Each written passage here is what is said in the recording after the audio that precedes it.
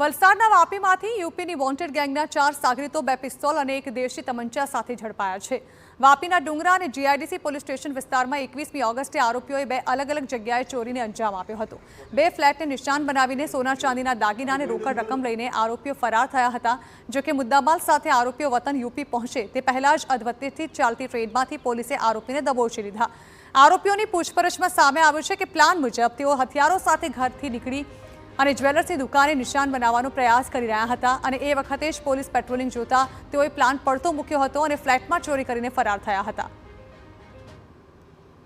ડુંગરા police station અને વાપી ટાઉનની ટીમો મોકલી અને આરોપીને એમપી ખાતેથી હસ્તગત કરવામાં આવેલા હતા।